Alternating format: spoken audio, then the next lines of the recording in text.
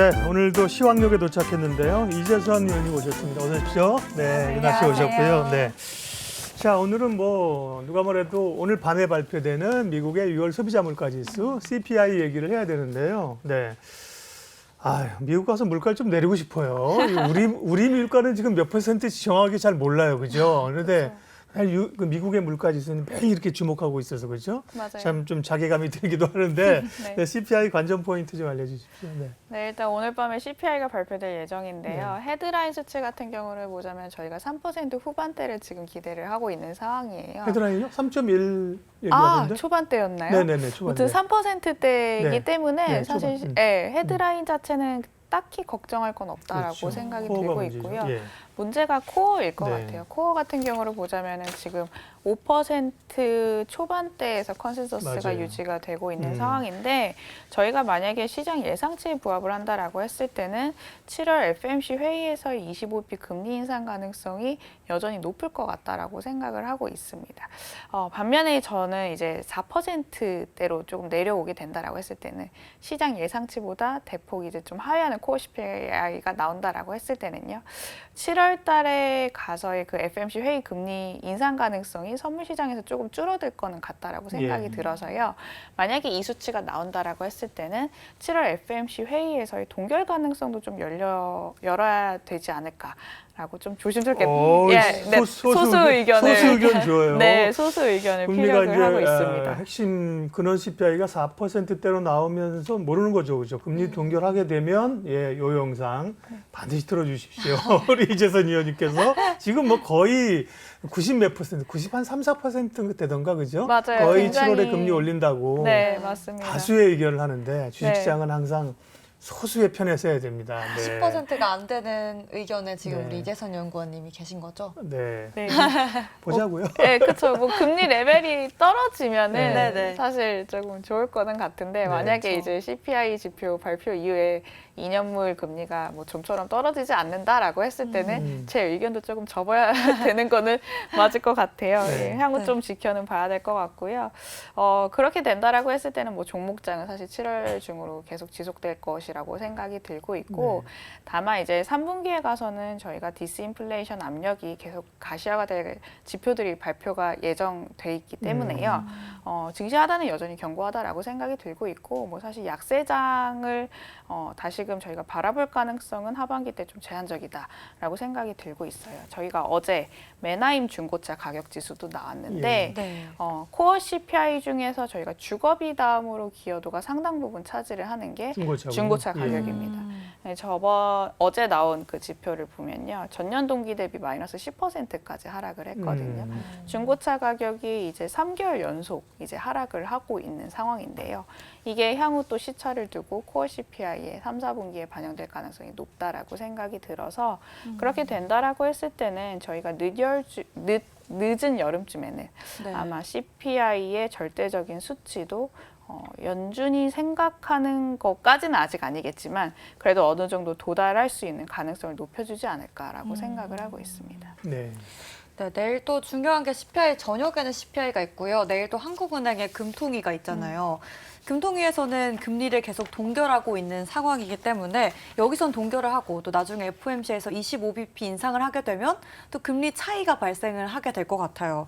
그렇게 되면 좀 국내 증시에 안 좋은 영향이 있지는 않을까 이런 궁금증이 생기거든요. 좀 어떤가요? 저는 그럴 가능성은 제한적이라고 생각이 드는 게요. 저희가 한미 금리 차가 역전폭이 이제 발생을 했던 구간들이 한 두세 차례 정도 있었는데 네. 그때도 외국인들이 뭐 매도 우위를 보였냐? 그건 아니었습니다. 결국에는 이제 이익이거든요. 이익 추정치가 상향 조정되는 구간 내에서는 외국인들이 오히려 자금을 우리나라 쪽에 많이 유입을 시켰던 경험이 있었기 때문에 지금 같은 상황은 사실 이익에 대한 저희가 기대감이 하반기 때 상반기 대비해서 더 높은 상황이잖아요. 네. 아무래도 이제 2분기 실적을 이제 마지막으로 이익의 바닥을 확인하고 저희가 반도체 중심으로 턴어라운드 가능성이 높기 때문에 외국인들이 보다 이제 중점을 둘 거는 한미 금리 차 역전폭 확대보다는 오히려 반도체 이익의 상향 조정폭이 얼마나 더 크게 개선이 될 거냐가 관전 포인트일 것 같아서 외국인들의 매도 압력을 자극하는 요인이 될 가능성이 낮다라고 생각을 하고 있습니다.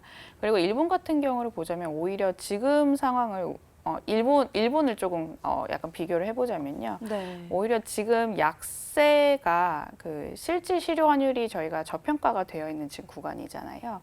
그래서 외국인들이 일본 증시를 매수하는 요인이 엔화를 싸게 사서 결국에는 환차익과 이제 나중에는 주식의 그 기대 수익률의 그런 그 수익률을 이제 먹겠다라는 부분이거든요. 이게 우리나라 증시에서도 저는 가능할 것 같고 외국인들이 이런 패턴으로 또 자금을 유입을 하지 않을까라고 생각이 들어서 저는 이 부분에 대해서는 사실 리스크 요인으로는 생각하지는 않고 있습니다. 그러면 그 반도체 이익이 좀 2분기에는 가장 안 좋았다가 3, 4분기에는 계속 좋아지니까 외국인도 좀 따라올 가능성이 높은 걸까요, 그거를? 그렇죠. 지금 외국인들이 사실 그 매수 강도가 그렇게 높지만은 않잖아요. 근데 네.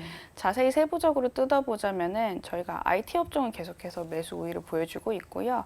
IT 업종을 제외한 나머지 이제 업종들에 대해서 좀 차익 실현 매물이 좀 강화가 되고 있는 구간이기 때문에 외국인들의 수급 동향을 따라가자면은 결국에는 이제 IT를 계속해서 사는 흐름을 보여주고 있습니다.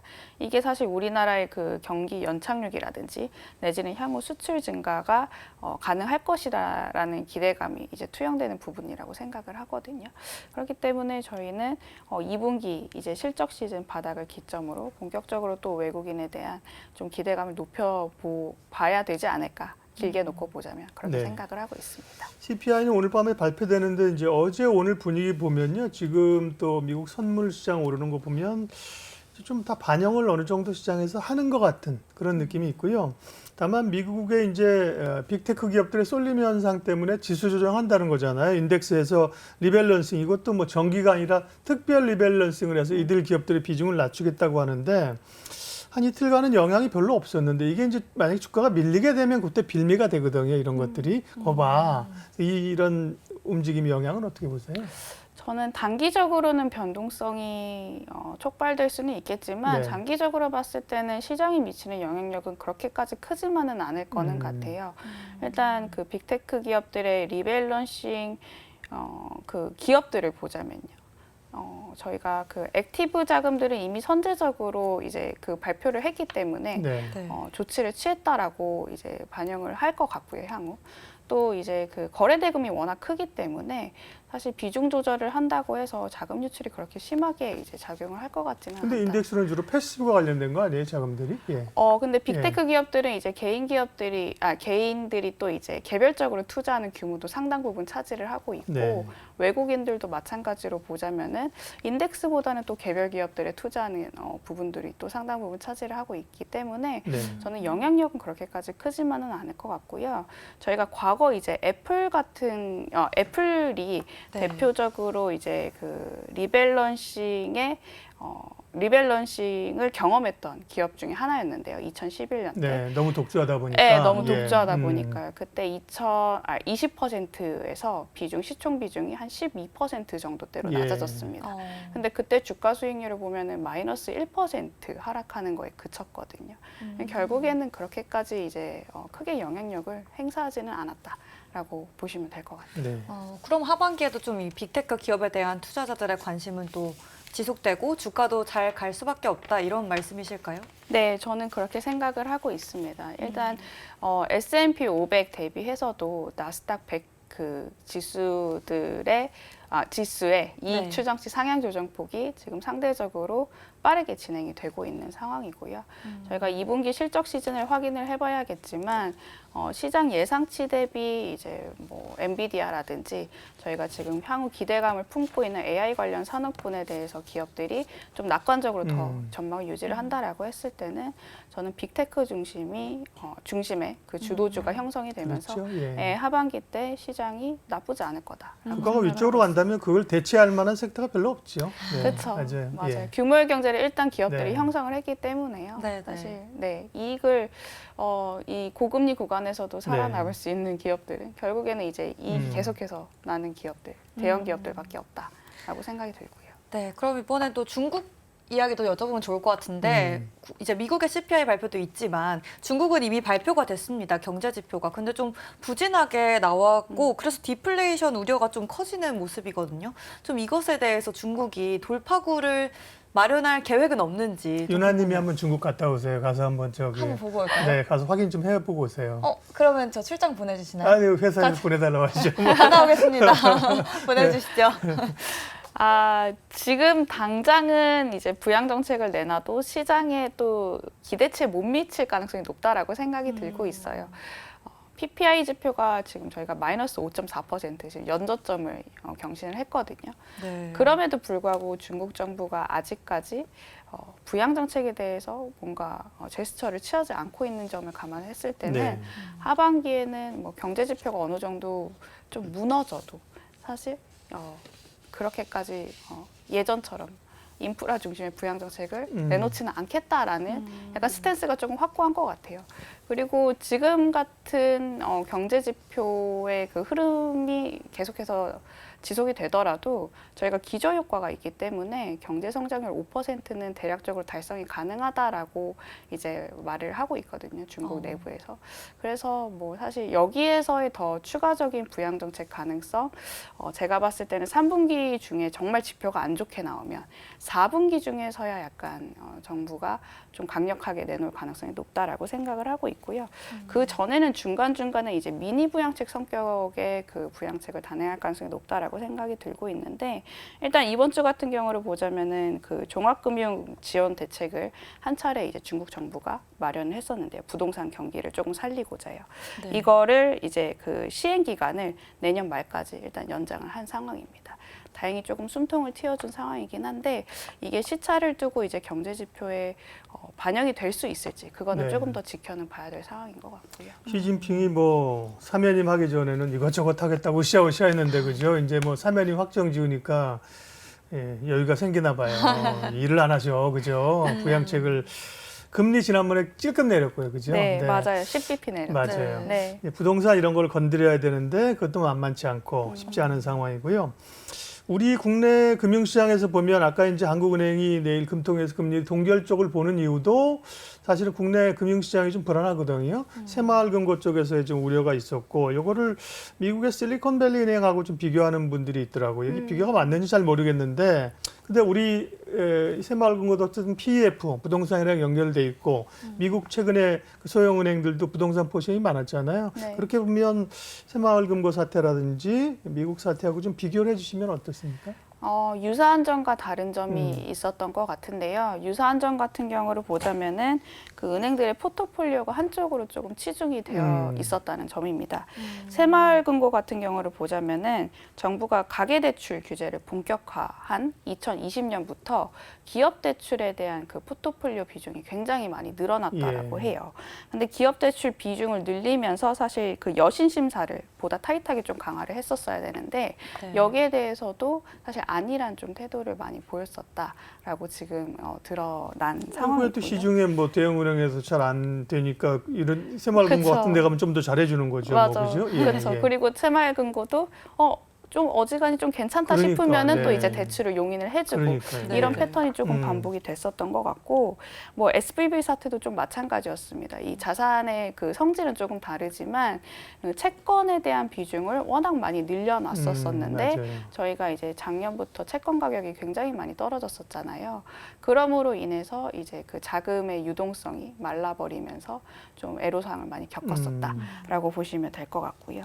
근데 다른 점을 조금 살펴보자면은 다행히 저희 새마을금고 쪽은 리테일 비중이 그렇게 크지만은 않은 상황이에요. 뭐 여타 시중은행 대비해서도 그 리테일에 대한 규모도 크지 않고 특히 이제 SVB 사태를 촉발시켰던 뭐 여러 가지 요소 중에 가장 큰 원인이 온라인 뱅킹에 있어서의 맞아요. 문제였었잖아요. 빛의 속도로 그죠? 자금이 줄어갔잖아요. 맞아요. 그러니까 36시간 만에 거의 한 50조 원이 와. 그러게요. 빠졌다라고 하더라고요.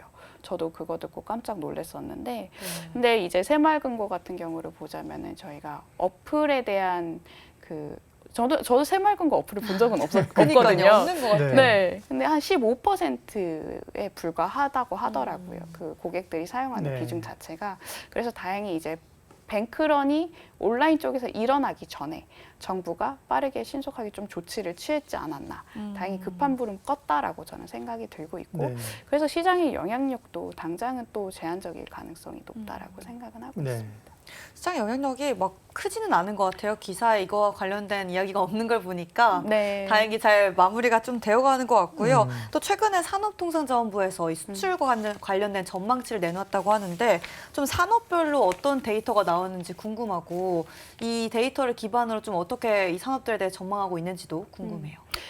네, 산업통상자원부에서 하반기 국내 주요 산업 정책 방향성을 공개를 했는데, 네. 뭐 저희가 예상하는 대로 내지는 이제 주가의 방향성대로 이제 그 통상자원부도 그 차세대 그 산업군에 대해서 비슷하게 얘기를 했더라고요.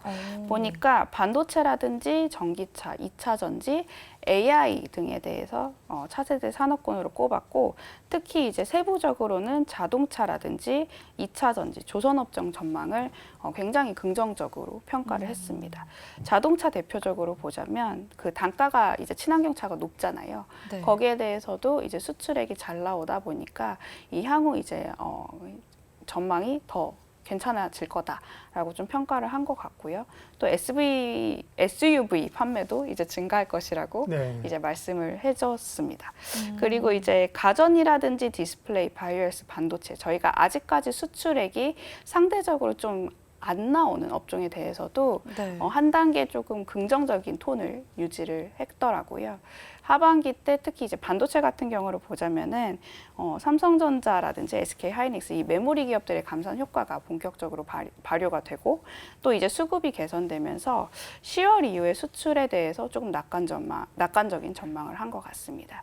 그래서 전반적인 수출 경로를 보자면은 원래는 사실 저희가 3분기 때 수출 0% 터치하고 좀 회복 국면에 본격적으로 진입할 거다라고 했었는데 네. 중국의 그 경제 회복 속도가 조금 더디다 보니까 산업통상자원부도 3분기보다는 오히려 4분기, 9월에서 10월쯤으로 넘어갔을 때 수출이 0%를 찍고 회복할 가능성이 높다라고 평가를 했더라고요. 네.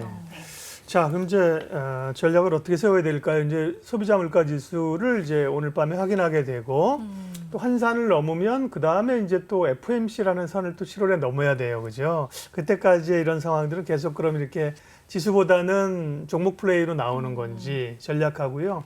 또 주목할 만한 섹터 얘기해 주세요. 네, 저는 종목장에 여전히 무게를 두는 상황이고요. 그렇다고 해서 하반기를 바라봤을 때 저는 여전히 낙관적인 시각을 견지를 하고 있기 때문에 지금 같은 장세 속에서는 분할 매수 관점으로 이제 조금 좋은 업종들을 골라보자라고 말씀을 드리고 있습니다. 일단은 이익 방어력이 되는 업종들이 순환매 장세 속에서 좀 주가 흐름이 양호할 것 같아요. 저희가 아무래도 새마을금고 사태도 1년에 겪다 보니까 현금 흐름의 중요성도 이제 플러스로 이제 부각이 되는 것 같고요. 그래서 이제 업종별로 이제 최근에 꼽아봤는데 현금 흐름이 지금 개선이 되고 2분기 실적 시즌 내에서 이익 영향력이 확대되는 업종이 어떤 업종이 있을까 좀 추려봤고요. 네. 그게 이제 상사라든지 기계라든지 이제 조선 업종까지. 그러니까 저희가 소위 말하는 캐펙스 테마를 가진 업종들이 상대적으로 좀 부각이 많이 되는 것 같습니다. 그리고 IT 업종도 여전히 저는 긍정적으로 보고요. 아직까지 주가가 상대적으로 못 가고 있긴 하지만 아까 제가 말씀드렸다시피 외국인들의 그 매수에서 계속해서 이제 자리를 잡고 있는 게 IT 관련된 테마고 실제로 아까 제가 현금 흐름이라든지 네. 이익 개선 여부를 말씀을 드렸는데 반도체라든지 이제 디스플레이, 가전 쪽에서도 이제 그 방어력이 높은 관련된 지표들이 관찰이 됐었습니다. 네. 이재선 위원님과 함께 이제 오늘 밤에 발표되는 미국의 소비자 물가 지수 여러 네. 이슈들하고 전략까지 세웠습니다. 오늘 밤에 이 시간에 이거 봐야겠네요, 그죠? 그렇죠. 9시 반에 다들 네, 긴장하면서 9시 반에 하면서 서로 카톡하는 거예요. 맞네 이러면서 체크하면서 네. 이재선 위원님과는 오늘 얘기 저희는 이 정도 하고 먼저 가보도록 할게요. 네, 알겠습니다. 오늘도 좋은 이야기 정말 감사드립니다. 네, 잘 마무리해 감사합니다. 주십시오. 얼른 퇴근해 보세요. 이로운 경제 채널 EBC